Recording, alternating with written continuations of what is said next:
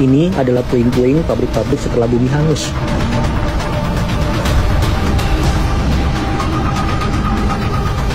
Kehancuran banyak toko dan rumah-rumah penduduk.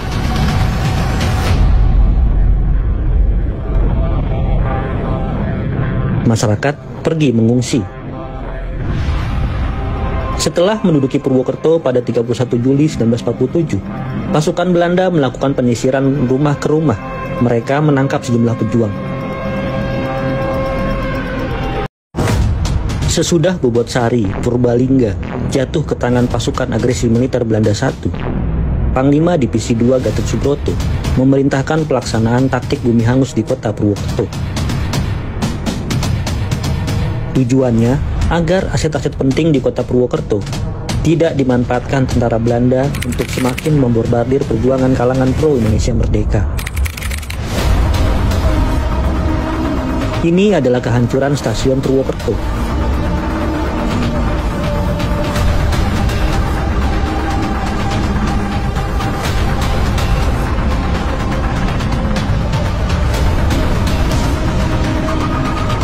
Ini adalah puing-puing pabrik-pabrik setelah bumi hangus.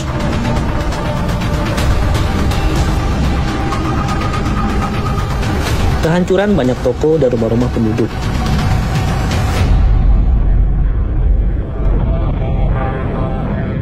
Masyarakat pergi mengungsi. Setelah menduduki Purwokerto pada 31 Juli 1947, pasukan Belanda melakukan penyisiran rumah ke rumah. Mereka menangkap sejumlah pejuang. Pasukan Belanda juga menemukan sekitar 25 ton amunisi buatan Inggris dan Jepang milik para pejuang Republik Indonesia.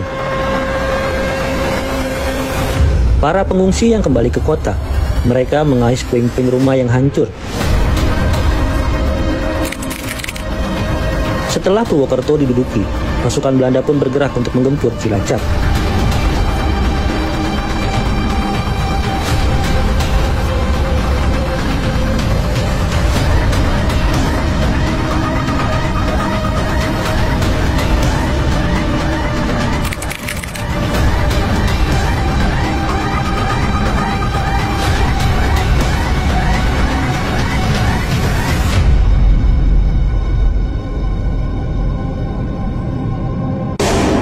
Agresi militer Belanda I di Keresidenan Banyumas dilakukan oleh pasukan Belanda di bawah pimpinan Kolonel Janse Meyer. Pasukan ini bertolak dari Bandung, kemudian menduduki Cirebon dan selanjutnya membombardir Tegal. Ketika itu tentara Indonesia di Banyumas sedang menghadapi situasi sulit. Pasalnya, sebagian besar pasukan sedang bertugas di daerah Jawa Barat, Priangan Timur, yang dipimpin oleh Letkol Muhammad Bahrun untuk membantu divisi Siliwangi. Meskipun demikian, perjuangan terus berlanjut. 4 kompi TRI di bawah pimpinan Mayor Broto Siswoyo menghadang pasukan Belanda di Bumi Ayu, Brebes. Pasukan Broto Siswoyo membuat halang lintang dan meledakkan 9 jembatan untuk menghambat laju tentara Belanda menuju kota Purwokerto.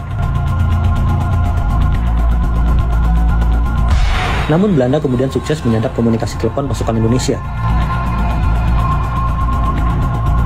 Sadar adanya konsentrasi pasukan Indonesia di Bumi Ayu, Belanda kemudian mundur ke arah Margasari, Banjaran, dan bergabung dengan pasukan Belanda di Tegal.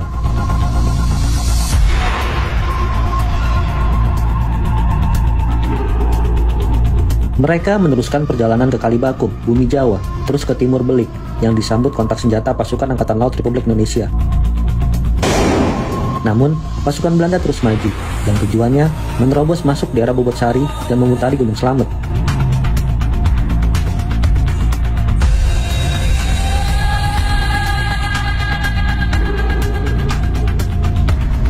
Meledaklah pertempuran sengit. Namun, Bobotsari akhirnya dikuasai Belanda pada Rabu 30 Juli 1947, sekitar pukul 16.30. Mengetahui Bobotsari telah dikuasai Belanda, Panglima Divisi II Gatot Subroto memerintahkan untuk membumi hanguskan Purwokerto. Gedung-gedung dan bangunan-bangunan penting seperti stasiun timur dan pabrik gula, serta instalasi-instalasi militer dibakar habis agar tidak digunakan tentara Belanda.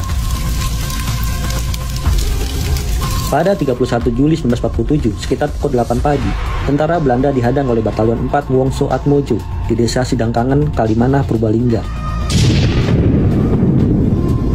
Namun, gerak pasukan Belanda tak dapat dibendung. Pasukan Belanda terus melaju hingga Sukaraja.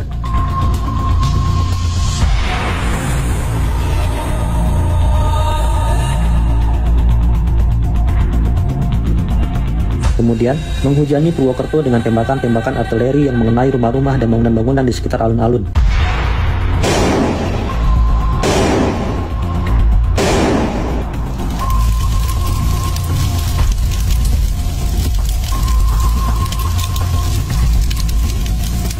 Hari itu, sekitar pukul 12 siang, Belanda berhasil menguasai Purwokerto.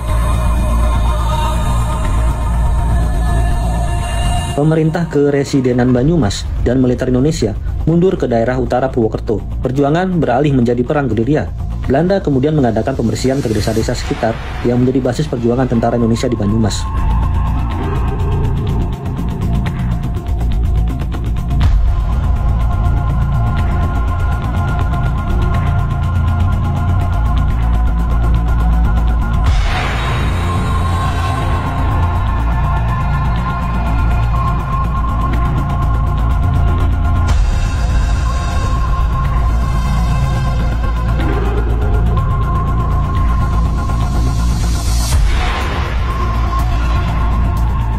Usai Purwokerto dikuasai, tentara Belanda memperluas serangan. Pasukan dipecah dua. Pasukan pertama menuju Kelampok dengan target menduduki Purwanegara, Banjarnegara. Pasukan kedua menuju Cilacap melalui Wangon untuk kemudian menuju Jeruk Legi. Meskipun telah dipertahankan habis-habisan oleh Kesatuan Resimen 15 di bawah pimpinan Letnan Kolonel Abimanyu, akhirnya kota Cilacap jatuh juga ke tangan Belanda melalui serangan darat dari arah Jeruk Legi pada 4 Agustus 1947.